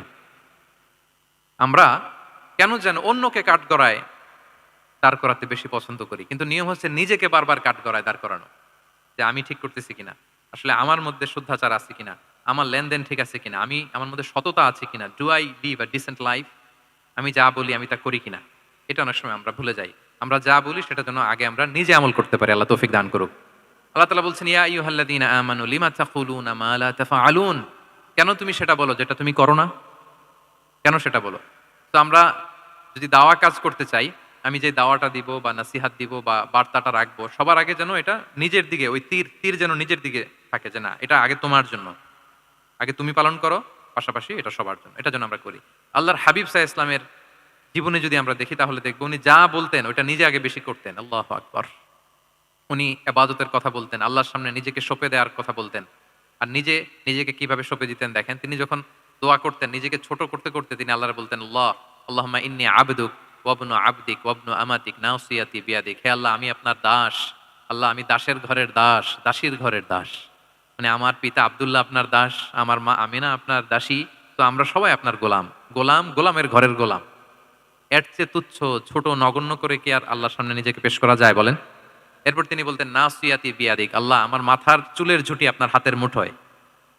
মাথার চুলের ঝুঁটি হাতের মুঠোয় মানে কি? আপনি ডানে টান দিলে আমি ডানে যেতে বাধ্য, আপনি বাঁয়ে টান দিলে মানে আমার আর কিছু নেই, আল্লাহ সব সঁপে দিলাম আপনার কাছে। কিভাবে নিজেকে তিনি সঁপে দিতেন? তাহাজ্জুদের সালাতে যখন রাতে দাঁড়াতেন, আম্মা জান আয়েশা রাদিয়াল্লাহু তাআলা আনহা বলেন, দাঁড়িয়ে থাকতে থাকতে পা দুইটা ফুলে যেত এরকম, হাত্তা তাতাফাত্তারা কদামা। খুব কষ্ট হতো আল্লাহ রাসূল সাল্লাল্লাহু আলাইহি ওয়াসাল্লামের। আম্মা জান আয়েশা বলতেন, ইয়া রাসূলুল্লাহ ক্বাদ গুফিরা লাকা মা তাকাদ্দামা মিন যামবিকা ওয়া মা তাআখার। আল্লাহ তো বলেছেন আপনার সব গুনাহ মাফ। গুনাই তো নাই, তাও ঘোষণা সব গুনাহ মাফ। এত কষ্ট নিজের দেহের উপর নিজে কেন দেন? আল্লাহর হাবিব সাল্লাল্লাহু আলাইহি ওয়াসাল্লাম বলতেন, আফালা উহিব্বু আন আকুনা আবদান শাকুরা। হ্যাঁ আয়েশা, এটা ঠিক আল্লাহ আমাকে মর্যাদা দিয়েছেন, কিন্তু আমি কি শুকরগুজার বান্দা হতে চাইবো না? আল্লাহর নেয়ামতে যে আমি ভেসে বেড়াই, আল্লাহর নেয়ামতে যে আমি বেঁচে আছি, আল্লাহর অনুগ্রহের কারণে যে আমার এত সম্মান, সে আল্লাহর প্রতি আমি কি নিজেকে পেশ করব না? আফালা উহিব্বু আন আকুনা আবদান, আমি কি শুকরগুজার হব না? আমার রোলটা তো আমাকে প্লে করতে হবে, আমাকে তো উজাড় করে আমার রবের সামনে আমাকে উপস্থাপন করতে হবে। দেখেন, শুধু বলতেন না, করে দেখাতেন। রাতের সালাতে যখন কিয়ামুল লাইল করতেন, কাঁদতে কাঁদতে দাড়ি ভিজে যেত, কাঁদতে কাঁদতে হাত্তা বাল্লাল আরদা হাত্তা বাল্লা লিহিয়াতাহু হাত্তা বাল্লা হাজারাহু, কাঁদতে কাঁদতে জুব্বা ভিজে যেত। সিজদায় পড়ে যখন থাকতেন কাঁদতে কাঁদতে জমিন ভিজিয়ে ফেলতেন আল্লাহর হাবিব সাল্লাল্লাহু আলাইহি ওয়াসাল্লাম। এভাবে নিজেকে আল্লাহ তাআলার সামনে পেশ করতেন। তো আমরা যারা দাওয়া অঙ্গনে কাজ করি, এটা খুব পিচ্ছিল পথ, এটা খুবই পিচ্ছিল। আমাদের খেয়াল রাখতে হবে যে আমি যা বলি এটা আমি করি কিনা। এটা দায়ীদের জন্য চ্যালেঞ্জিং। সে নিজে একটা ডিসেন্ট লাইফ লিড করা, তার নিজের মধ্যে সততা থাকা, নৈতিকতা থাকা, মোরালিটি, এথিক্স, ভ্যালিউজ নিয়ে যে আমরা বলি, ওই ভ্যালিউজ এর প্র্যাকটিস যেন আমাদের মধ্যে থাকে। আল্লাহ তাআলা আমাদেরকে তৌফিক দান করুক। আমরা পড়ি আমিন। ৯ নম্বরে হচ্ছে কনসিডারেট হওয়া। রাসূল সাল্লাল্লাহু আলাইহি ওয়াসাল্লাম খুবই কনসিডারেট ছিলেন। এটা খুব গুরুত্বপূর্ণ। খেয়াল করে শুনুন। কনসিডারেট মানে খুব উচ্চ বিবেকবোধ সম্পন্ন ব্যক্তিত্ব, খুব বিবেকবোধ সম্পন্ন। আমাদের অনেকের মধ্যে এটা, আমাদের অনেকের সেন্স কাজ করে না। আল্লাহর হাবিব সাল্লাল্লাহু আলাইহি ওয়াসাল্লাম হি ওয়াজ এ ম্যান অফ 6 সেন্সেস। ৬টা সেন্স ওনার কাজ করতো। সুবহানাল্লাহ, সুবহানাল্লাহ। কথা বলতেছেন, ওদিকে কি হচ্ছে, ওদিকে সব একসাথে একটা গ্ল্যান্সে তিনি মেইনটেইন করতেন। সুবহানাল্লাহ বিহামদি। তো এই উচ্চ বিবেকবোধ সম্পন্ন হইতে হবে দাঈদের। রাসূল সাল্লাল্লাহু আলাইহি ওয়াসাল্লাম নামাজ পড়াচ্ছেন, পিছনে বাচ্চার কান্নার আওয়াজ, নামাজ ছোট করে দিয়েছেন। একেবারে ছোট, শর্ট করে সিজদা, রুকু, মানে যতটুকু না হলেই না, অতটুকু করে নামাজ শেষ। জিজ্ঞেস করা হলো কেন? বললেন যে আমি দেখলাম একটা ছোট বাচ্চা কাঁদছে, এই বাচ্চার মায়ের বোধহয় খুব কষ্ট হয়ে যাচ্ছে পেছনে। বাচ্চাটাকে সামলাতে মহিলাদের প্রেয়ার হলে মাটার বোধহয় খুব কষ্ট হচ্ছে। এজন্য আমি নামাজটা একটু শর্ট করে দিয়েছি। সুবহানাল্লাহ। আমরা নামাজে দাঁড়ালে দিন দুনিয়ার হুঁশ নাই, কি হচ্ছে না হচ্ছে না। আপনার সব খেয়াল রাখতে হবে, কি হচ্ছে। You are a leader, you are a দাঈ, আপনাকে এটা খেয়াল রাখতে হবে। রাসূল সাল্লাল্লাহু আলাইহি ওয়াসাল্লাম এরকম উচ্চ বিবেকবোধ সম্পন্ন লোক ছিলেন। মুআয ইবনে জাবালকে এক জায়গার মদিনার পাশেই ইমাম করে পাঠালেন, ইমাম। তো ওই এলাকার মুসল্লিরা ছিলেন শ্রমজীবী। কি জীবী? শ্রমজীবী। ওনারা উট দিয়ে পানি নিয়ে খেজুর গাছে পানি সেচ দিত তারা। খুব কষ্ট করে সারাদিন। তো উনি মাগরিবের নামাজে একদিন নামাজ শুরু করলেন, আল্লাহু আকবার বলে সূরা ফাতিহার পরে উনি সূরা বাকারা শুরু করলেন। কোন সূরা? কোরআনের সবচাইতে ছোট সূরা নাকি? হ্যাঁ? আয়াত কত? সবচাইতে বড় সূরা।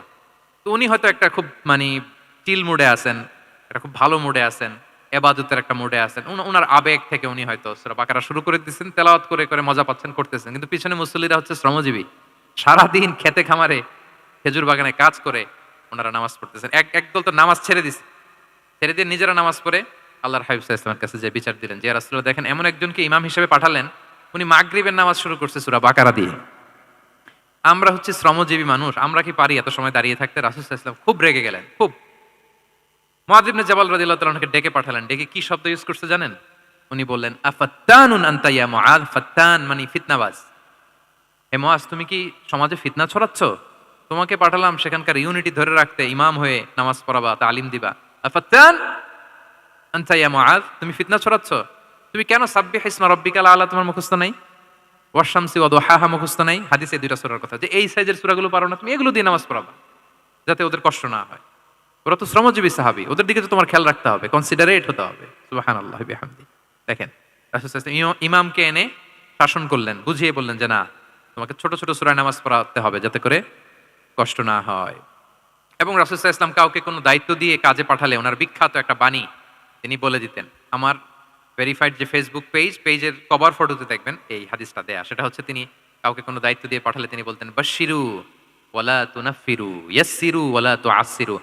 মানে তোমরা মানুষকে সুসংবাদ দিও, মানুষকে দিন থেকে ভাগিও না, দিনকে সহজ করে উপস্থাপন করো, দিনকে জটিল করে মানুষের সামনে উপস্থাপন করো না। আমরা এটা ভুল করি, এত কঠিন ভাবে উপস্থাপন করি, ভাবে যে কঠিন করে উপস্থাপন করতে পারলেই বোধহয় ওনার ক্রেডিট।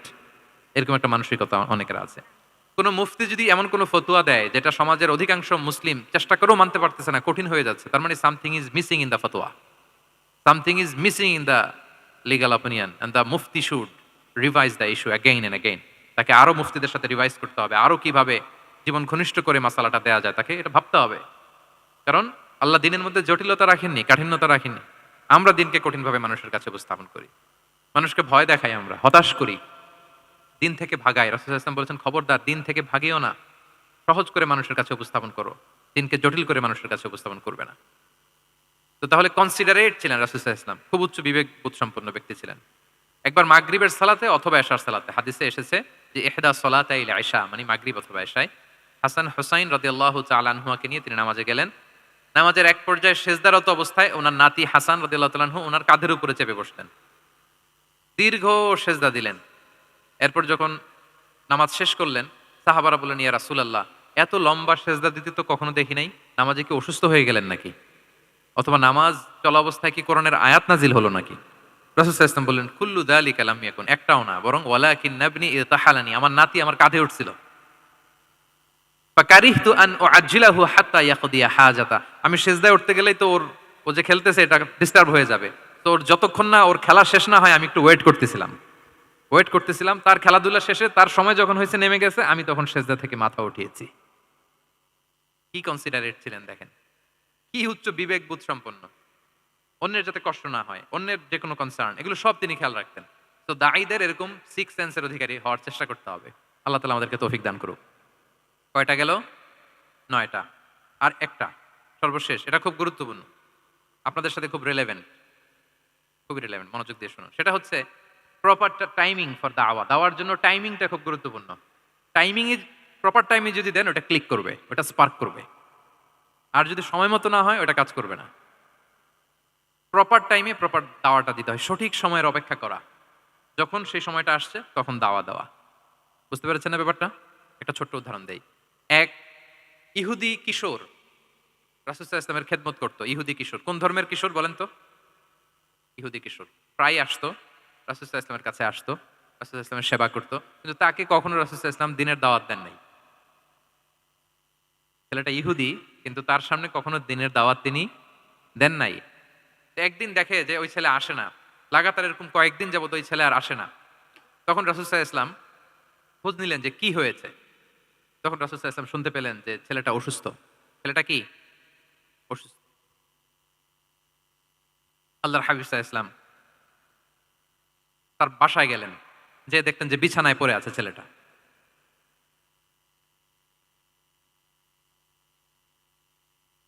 যে দেখলেন যে ইহুদি ছেলেটা বিছানায় পড়ে কাতরাচ্ছে, পাশে ছেলেটার বাবা।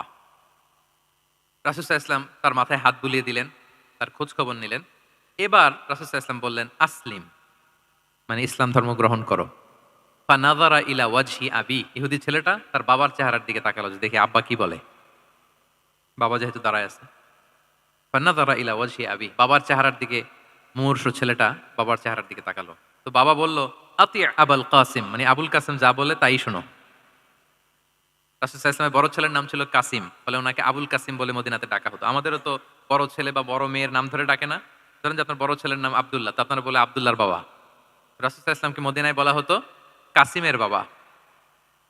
তো ছেলেটা যখন বাবার চেহারার দিকে তাকালো, বাবা বলল, আতি আবুল কাসিম, তুমি আবুল কাসিমের অনুসরণ করো, যা বলে তাই শোনো। ছেলেটা তখন পড়তে আরম্ভ করলো, আশহাদু আল্লা ইলাহা ইল্লাল্লাহ ওয়া আশহাদু আন্না মুহাম্মাদুর রাসূলুল্লাহ, মানে মুসলিম হয়ে গেল। রাসূল সাল্লাল্লাহু আলাইহি ওয়াসাল্লাম ইহুদীদের ঘর থেকে বের হয়ে আসলেন আর বললেন, আলহামদুলিল্লাহিল্লাযী আনকাযাহু মিনান নার, বুখারীর বর্ণনা।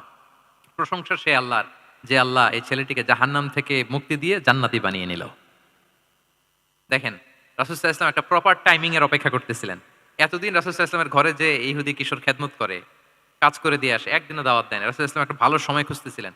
শুরুতেই যদি দাওয়াত দেয়, ওই ছেলে আশাই বন্ধ করবে, ভাববে খাইছে, আমার তো ধর্মান্তরিত করতে চায়। ঠিক কিনা বলেন? যে আমার একটা ফেইথ আছে, সে তো আমার ফেইথ কেড়ে নিতে চায়, বা তার বাবাও ভয় পাবে। রাসূল সাল্লাল্লাহু আলাইহি ওয়াসাল্লাম যখন অনেকদিন তার সাথে মিশলেন, রাসূল সাল্লাল্লাহু আলাইহি ওয়াসাল্লামের ব্যক্তিত্ব, রাসূল সাল্লাল্লাহু আলাইহি ওয়াসাল্লামের কথাবার্তা, আচরণ, মানসিকতা সব দেখে যখন এই ইহুদি ছেলে, তার বাবা ইমপ্রেসড, এবং ছেলেটা শুয়ে আছে বিছানায় মুমূর্ষ, এই প্রপার একটা টাইমিং এর অপেক্ষায় রাসূল সাল্লাল্লাহু আলাইহি ওয়াসাল্লাম ছিলেন। যখনই সেই সময়টা এসেছে, রাসূল সাল্লাল্লাহু আলাইহি ওয়াসাল্লাম দাওয়াত দিলেন, মুহূর্তের মধ্যে ক্লিক। আল্লাহু আকবার। এই প্রপার টাইমিং এর অপেক্ষা আমাদেরকে করতে হবে। এই সুযোগটা কিন্তু আপনাদের আছে। আমি শুরুতেই বলেছি যে ডক্টর যারা, তাদের কাছে মানুষ কখন আসে? সুদিনকালে না দুর্দিনকালে? বলেন, তার বিপদ এর চেয়ে বড় বিপদ নাই। ক্যান্সার নিয়ে আসছে, ডায়াবেটিক্স নিয়ে আসছে, অসুস্থ, অসহায়, মানে ভাবখানা এমন, আপনি ছাড়া তার আর কোনো গতি নাই। ঠিক কিনা বলেন? এই প্রপার টাইমে যখন আপনি মনে করবেন যে now it's high time to give দাওয়া, জাস্ট ডু ইট। যখন মনে করবেন যে না, এখন একটা সুন্দর সময়, এখন বললে এটা কাজে দিবে, ওই সময়টাকে আপনি কাজে লাগান। তাহলে দাওয়া মেথোডোলজি সর্বশেষ পয়েন্ট হচ্ছে প্রপার টাইমিং ফর দাওয়া। যখন দাওয়া দিলে কাজে লাগবে, ঠিক তখন দিতে হবে। কি পারা যাবে তো ইনশাআল্লাহ? আল্লাহ তাআলা আমাদের সবাইকে তৌফিক দান করুক। তাহলে প্রিয় ভাইয়েরা, আমি একটু রিভাইজ করি আপনাদের সাথে কি কি নিয়ে কথা বললাম। প্রথমে আমরা বলেছি যে আমাদের মধ্যমপন্থী হইতে হবে, বাড়াবাড়িও করা যাবে না, ছাড়াছাড়িও করা যাবে না। আমরা কোথায় থাকবো? মাঝামাঝি, মাঝামাঝি। এরপরে আমরা বললাম ওরাল দাওয়ার চেয়ে প্র্যাকটিক্যাল দাওয়া, লিভিং দায়ী হইতে পারলে ওটার ইফেক্ট অনেক বেশি। এরপর আমরা আল্লাহর হাবিব সাল্লাল্লাহু আলাইহি ওয়াসাল্লামের সিরা এবং সুন্নাহ থেকে 10টা মেথোডোলজি, দাওয়া মেথোডোলজি আলোচনা করেছি। তার প্রথমটা ছিল ভেরি সফট এন্ড মাইল্ড, দাওয়া ল্যাঙ্গুয়েজটা সফট এন্ড মাইল্ড হতে হবে। 2 নাম্বার, কোশ্চেন থ্রো করতে হবে অ্যাটেনশন ড্র করার জন্য। ৩ নম্বরে visual explanation to make the দাওয়া মোর ইফেক্টিভ অ্যান্ড প্রোডাক্টিভ। তারপরে ৪ নাম্বার গ্রাজুয়ালিটি, ধীরে ধীরে ধাপে ধাপে, একবারে সব চাপিয়ে দেওয়া যাবে না। ৫ নাম্বারে ইমোশনাল ইন্টেলিজেন্স ইউজ করতে হবে। ৬ নাম্বারে ফুল অফ লাভ, দাওয়া should be full of love. ৭ নাম্বারে কাউকে শুধরে দিতে চাইলে লজ্জা দিয়ে অন্যের সামনে শুধরে দিতে দেওয়া যাবে না। রাসূল সাল্লাল্লাহু আলাইহি ওয়াসাল্লাম যেভাবে শিখিয়েছেন ওইভাবে কারেক্ট করতে হবে। ৮ নাম্বারে দাওয়া should be applied in yourself, আগে নিজের মধ্যে। ৯ নাম্বারে কনসিডারেট হইতে হবে, উচ্চ বিবেকবোধ সম্পন্ন। আচ্ছা, ১০ নম্বরে প্রপার টাইমিং, ঝোপ্প যে কোপ, বাংলা একটা কথা বলে না, কি বলে ঝোপ্প যে, তার মানে সময় মতো, সময়ের এক ফোর, অসময়ের সময় মতো, যখন আপনি মনে করবেন it's high time to give দাওয়া, ডু ইট, এটা করেন। এইভাবে আল্লাহ রাসূল সাল্লাল্লাহু আলাইহি সাল্লামের দাওয়া মেথোডোলজি ফলো করে যদি আমরা দাওয়া কাজ করি, দাওয়াটা প্রোডাক্টিভ হবে এবং খুব ইফেক্টিভ হবে। আশা করি আল্লাহর হাবিব সাল্লাল্লাহু আলাইহি ইসলামের এই যে দাওয়া মেথোডোলজি এবং এটা কিভাবে আমাদের সাথে রেলেভেন্ট হতে পারে, কিভাবে এটাকে আমরা ইফেক্টিভ করতে পারি আর প্রোডাক্টিভ করতে পারি, এ ব্যাপারে আপনারা একটা মোটামুটি ধারণা পেয়েছেন। কি বলেন? ধারণা পেয়েছেন তো? এগুলো অ্যাপ্লাই করবেন তো সময় মতো? ইনশাআল্লাহ। আল্লাহ তাআলা আমাদের সবাইকে কথাগুলো বুঝার ও আমল করার তৌফিক দান করুক। আমি আবারও মেডিকেল দাওয়া সোসাইটিকে ধন্যবাদ জানাই। ইনশাআল্লাহ পরবর্তীতে আরো যদি এরকম কোনো প্রোগ্রাম হয়, সুযোগ হলে আমরা আবারও অ্যাটেন্ড করব, আবারও কথা বলবো, আবারও আমরা দাওয়ার বিভিন্ন খুঁটিনাটি বিষয় নিয়ে হাতে কলমে দেখার এবং শেখার চেষ্টা করবো ইনশাআল্লাহ। সম্মানিত সুধী, এখানে আমি শুনেছি আমাদের সত্যায়নের একটা স্টল এসেছে, যেখান থেকে আমার রিসেন্টলি এবছরের একটা বই এসেছে, এক নজরে কোরআন। কোরআনের ১১৪ সূরার সার নির্যাস আমরা তুলে ধরার চেষ্টা করেছি। বইটা এখান থেকে কিনা যাবে না, ওনারা জাস্ট দেখানোর জন্য ১০টা কপি এনেছে। আপনারা শুরুতে যেই যদি ১০ জন কিনে ফেলেন তাইলে বাকিরা বঞ্চিত হবে। এজন্য আমি ওদেরকে বলে দিয়েছি বিক্রি করবা না, বিক্রি করা যাবে না, কারণ হাজার হাজার লক্ষ লক্ষ মানুষ প্রি অর্ডার করে রেখেছে, ওগুলো সাপ্লাই দিতেই পাবলিশারদের অবস্থা খারাপ। আমি চাইবো যে আপনারা বইটা একটু ধরে নেড়ে চেড়ে দেখে যাবেন যে আমরা কি করেছি আপনাদের জন্য। কোরআনের ১১৪টা সূরার সারমর্ম জিস্ট আমরা খুব সহজে নিয়ে আসার চেষ্টা করেছি। আশা করি পরবর্তীতে যদি কালেক্ট করেন আপনারা উপকৃত হবেন ইনশাআল্লাহ।